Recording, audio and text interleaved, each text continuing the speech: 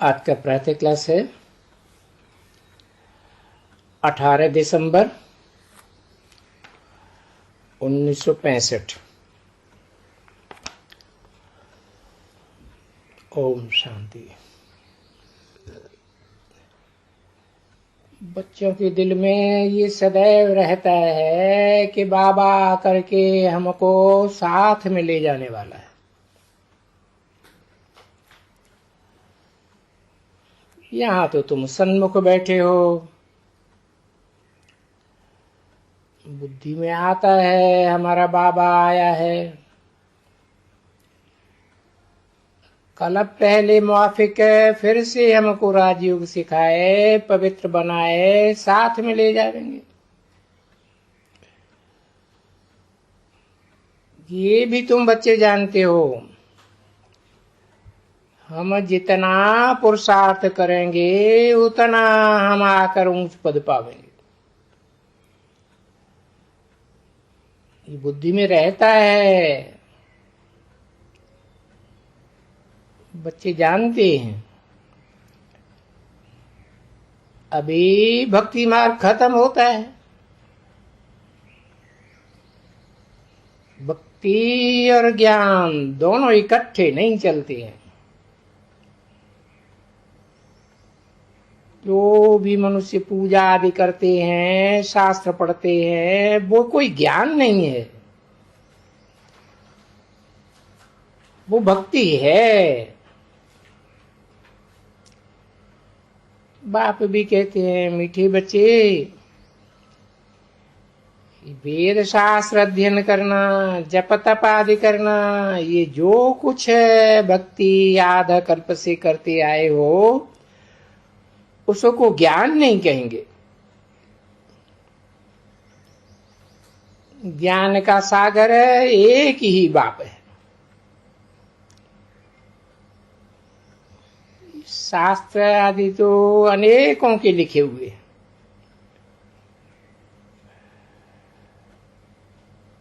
वो बाप तुमको बिल्कुल सच्चा रास्ता बताते हैं कि बच्चे अभी मुझे याद करो तो तुम्हारे विकर्म विनाश हो जाएंगे। इसको याद करेंगे वैसे ही बनेंगे। मेरे में तो कोई विपरीत कर्म है ही नहीं, मैं तो कभी देवभान में आता ही नहीं।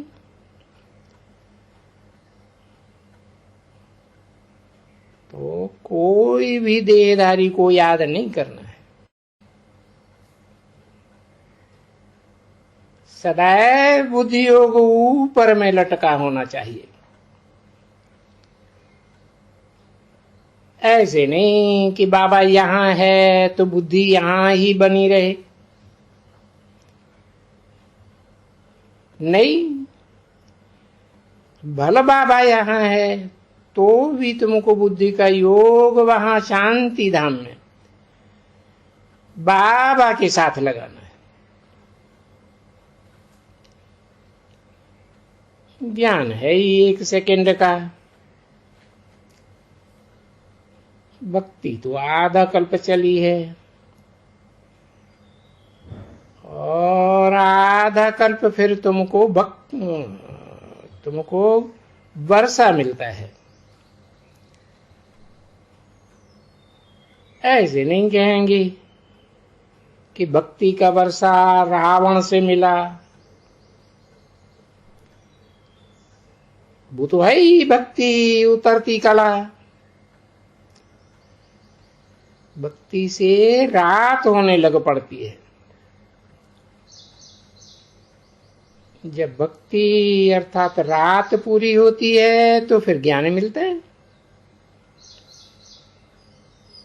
भक्ति और ज्ञान दोनों इकट्ठे हो न सके। दिन अलग है, रात अलग है। ये है बेहद का दिन और रात। ब्रह्मा और ब्रह्मा कुमारियों का। बच्चे जानते हैं हम देवता बन रहे हैं,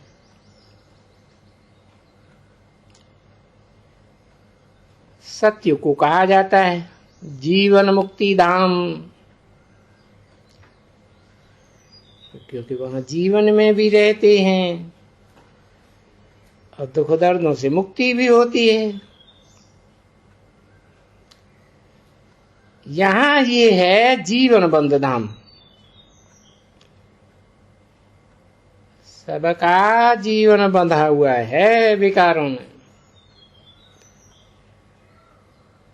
इस समय सब रावण के बंधन में है, शोक वाटिका में है।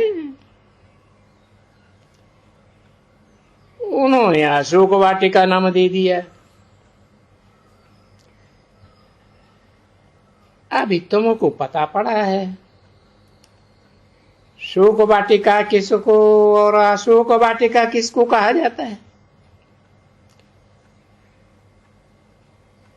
अशोक वाटिका का मतलब ही है जहां कोई शोक नहीं, दुख दर्द नहीं। भक्ति है उतरती कला, उतरता मार्ग। तो बाप कहते हैं अभी वापस मुक्ति धाम चलना है। ऐसे और कोई थोड़े ही कहेंगे।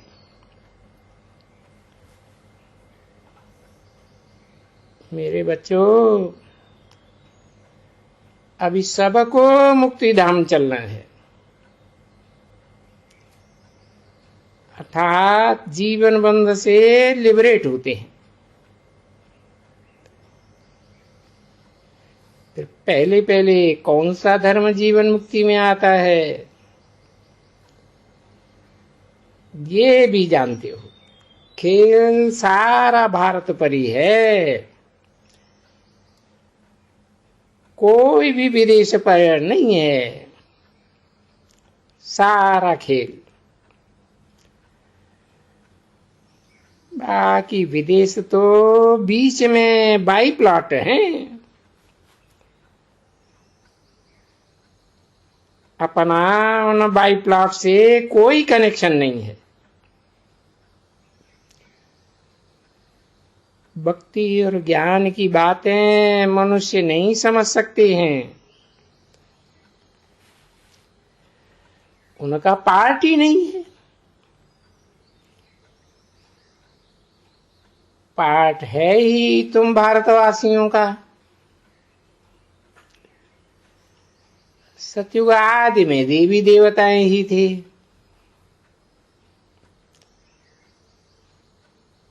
अभी कलयुग में तो अनेक धर्म हैं। तुम्हारा ये है लीप जन्म, कल्याणकारी होने का जन्म है। संगम का सुहावना युग है ना।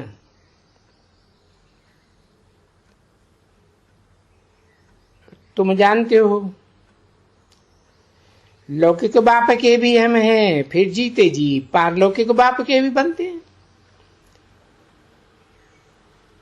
लौकिक बाप भी है, पारलौकिक बाप भी है, वो हाजरा हुजूर है।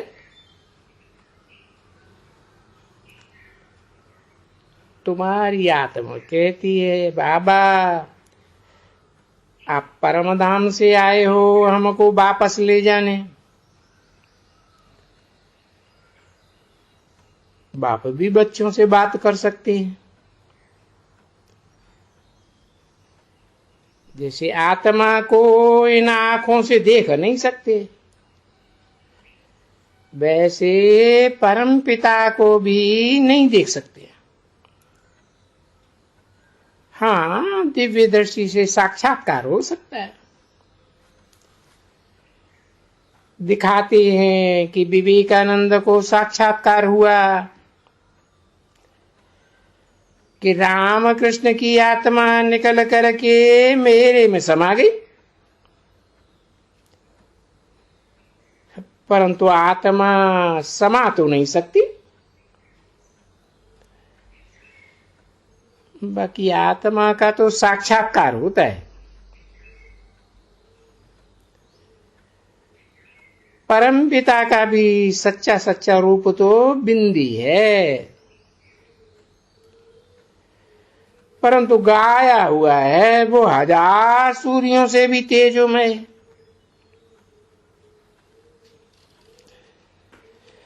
तो अगर वो ही साक्षात्कार न हो तो कोई का विश्वास नहीं बैठे। बिंदी रूप के साक्षात्कार से कोई समझ न सके, क्योंकि उनको जानते ही नहीं है ना। ये नई बात बाप बैठ समझाते हैं।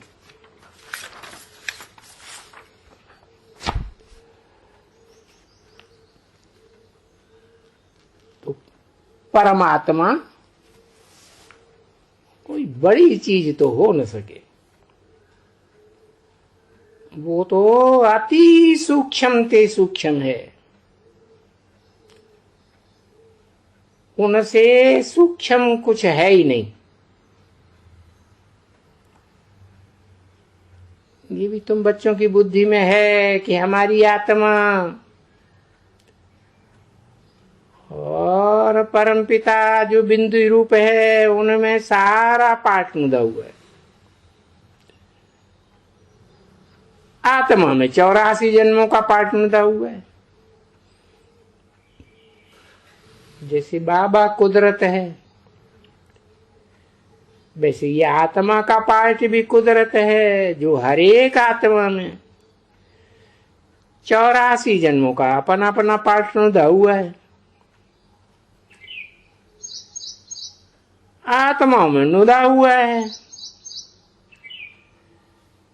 परम पिता में तो 84 जन्मों का पाठ नहीं नुदा हुआ है। कितनी विचित्र बात है। बाप बिगड़ कोई समझा ही नहीं सके। ये बातें तुम विलायत वालों को समझाओ तो बड़ा बंदर देखें और तुम पर कुर्बान जाएं। प्राचीन भारत का ज्ञान और योग तुम समझा सकते हो। पहले तो समझाना होता है आत्मा और परमपिता परमात्मा क्या वस्तु है। आत्मा के लिए बल कहते हैं स्टार है, परमात्मा के लिए नहीं कहेंगे कि वो स्टार है। अब आत्मा कोई छोटी बड़ी तो होती नहीं है, वो है ही एक बिंदी जो एक शरीर छोड़ और दूसरे में प्रवेश करती है आत्मा। तुम बच्चे समझते हो ड्रामा में जो कुछ चलता रहता है वो नूर है। ये चक्कर फिरता रहता है। ये सब बातें बुद्धि में प्रैक्टिकल में आना चाहिए। 18 दिसंबर 1965 की प्रातः क्लास का दूसरा पेज। दुनिया तो इन बातों को जानती नहीं है ना। सबसे तीखी आत्मा दौड़ती है। राकट आदि सबसे तीखी आत्मा उड़ती है। एक सेकंड में कहां से कहां चली जाती है। सेकंड में जीवन मुक्ति मिलती है तो सेकंड में आत्मा भी वहां पहुंचती है। आत्मा कहती है मेरे से तीखा और कुछ है ही नहीं, मेरे से छोटी और कोई चीज नहीं। छोटी सी आत्मा में सारी नॉलेज है। इनको कहा जाता है गॉड इज नॉलेजफुल। आगे तो कहते थे भगवान सब कुछ जानता है।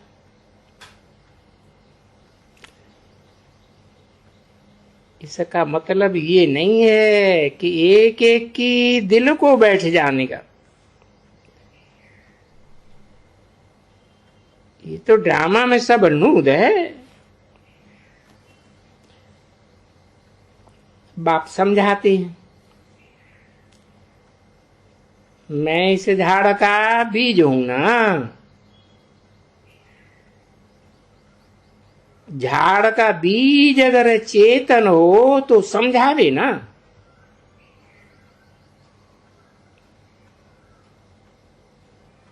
पत्थर जैसा हो तो कैसे समझावेगा।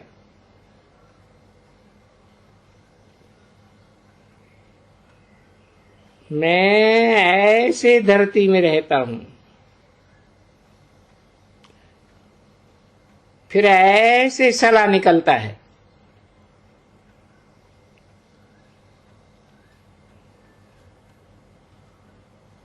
ये बाप भी कहते हैं मैं बीज हूं, मैं चैतन्य बीज हूं और सदा चैतन्य हूं। ऊपर में रहता हूं।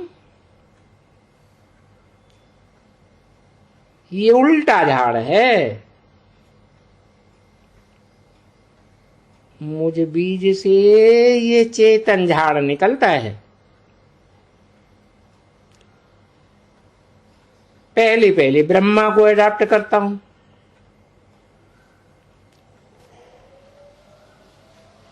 गाया हुआ है ब्रह्मा द्वारा मनुष्य सृष्टि रचते हैं।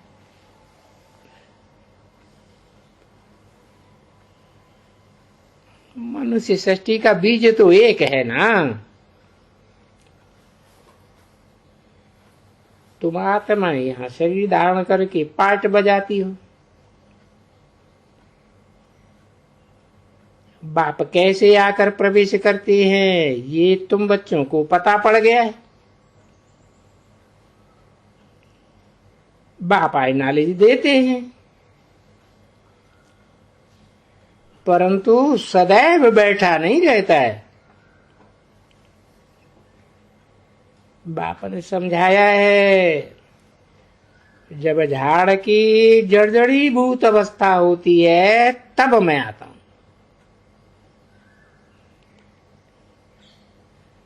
अभी सहायता के लिए बहुत यज्ञ रचेंगे।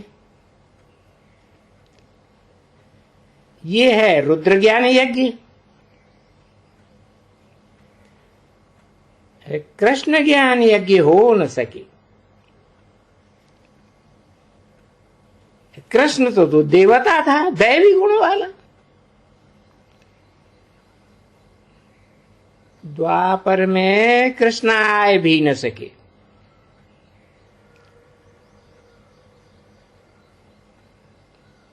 देवताएं, फिर क्षत्रिय, फिर वैश्य, फिर शूद्र बनते हैं। तो कृष्ण देवता है तो पहले सतयुग में आवेगा ना। कृष्ण देवता द्वापर में कैसे आ सकता। रावण राज्य में देवताएं पैर नहीं धरते। ये भी कितना बड़ा गपोड़ा हो गया कि कृष्ण द्वापर में आता है।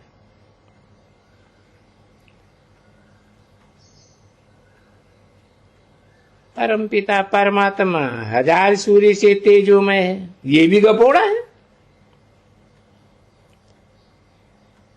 जब तक बाप आकर समझावे तब तक बिंदी का साक्षात्कार भी नहीं हो सकता। अभी तुमको बिंदी का साक्षात्कार हो तो समझ जाएंगे। उनका साक्षात्कार होता ही है दिव्य दृष्टि से। समझते हैं आत्मा स्टार मिसल है, वो स्टार इन आंखों से देखते नहीं है, वर्णन करते हैं। अगर आत्मा का साक्षात्कार भी हो तो समझ में नहीं आए, तुम समझ जाते हो आत्मा छोटी स्टार मिसल है। साक्षात्कार हो ना हो, तुम बच्चे जानते हो हम आत्मा अविनाशी है। आत्मा में ही सब संस्कार रहते हैं।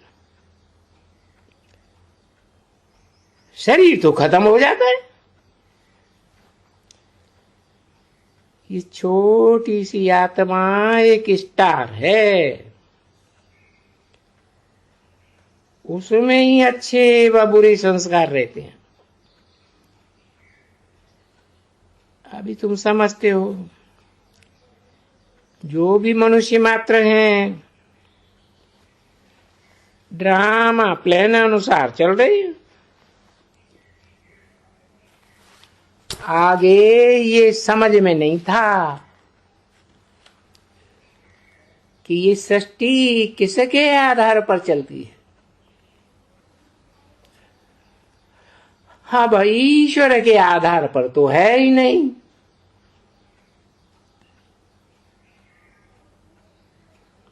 ये तो बना बनाया खेल है जो फिरता रहता है। ऐसे नहीं कि ईश्वर के आधार पर सृष्टि खड़ी है। जैसे तुम्हारा पार्ट है वैसे बाप का भी पार्ट है। साक्षात्कार भी मैं कराता हूं और मैं ही कराता हूं। भक्ति मार्ग में हर एक की मनोकामना अल्पकाल के लिए पूरी होती है। दान पुण्य आदि जो कुछ करते हैं उसका अल्पकाल के लिए सुख मिलता है। थोड़ा सुख मिला और फिर ऐसे खराब कर्म करते हैं तो उनका भोगना ही पड़ता है। कहते हैं ना, ये भाभी के भूंगड़े भी अच्छे। भक्ति मार्ग में मेहनत बहुत करते हैं, मिलता क्या है? भूंगड़े। शिव बाबा पर भला शरीर भी होम दे देते हैं तो भी भूंगरे ही मिलते हैं।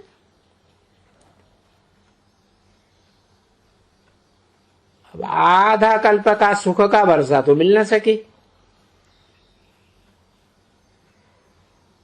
काशी करवट खाने के समय विकर्म करके विनाश होंगे, फिर शुरू हो जाएंगे।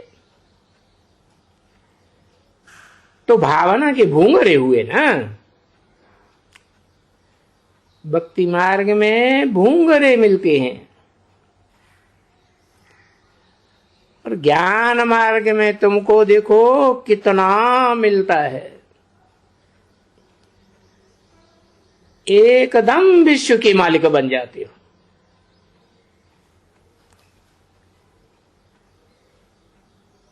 उन धर्म वालों को तो बहुत थोड़ा मिलता है।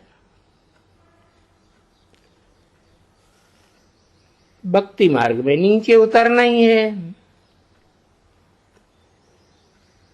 ये कोई की बुद्धि में नॉलेज नहीं है, ज्ञान से ही सदगति होती है। उसको नॉलेज कहा जाता है।